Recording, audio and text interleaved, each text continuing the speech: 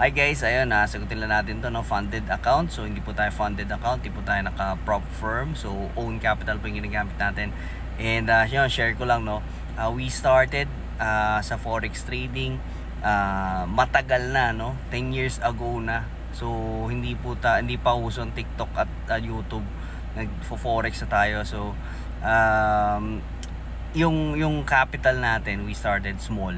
And then napalaki na lang natin along the way. So what we do is that pag kumita tayo, let's say $100, kumita tayo ng $100, ang withdrawin lang natin dyan is 70%, no? So which is $70, and then we retain the 30% as reinvestment, no? So that's what we do. Palalaki natin yung account natin para syempre mas malaki yung pwede nating maging margin, or mas malaki yung pwede nating i-lot size the next time, or as we grow our account. So we started 0.01 lot size, and then kapag as you grow na yung account mo, let's say from $100 naging $1,000, $5,000, $10,000 na yan, that's the time that you can increase your lot size, no? From 0.01 you can make it 0.02 lot size, 0.03 lot size. Medyo isasabay mo lang rin, no? So hindi ka pwedeng magmataas ng lot size agad-agad porque okay yung trades mo pero yung capital mo masyadong maliit.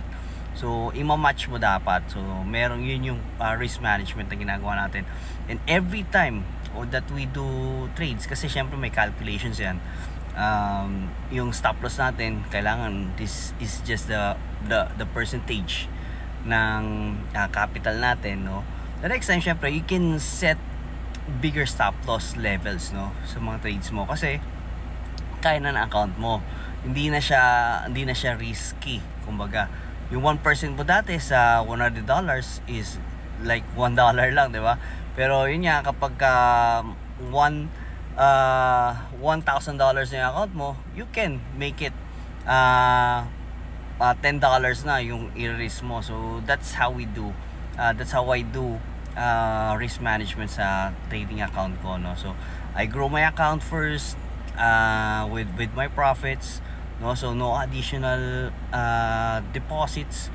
Yan, pwede ka mag-deposit, syempre it will depends on you kung gusto mo mapadali yung process, pero I highly suggest na you grow your account using your profits, and then withdraw 70%, and then 30% retain mo. Or syempre kung okay ka naman, may other source of income ka naman, you can just reinvestment your yung profits mo 100%, to mas mapapabilis yun, mas mapadali.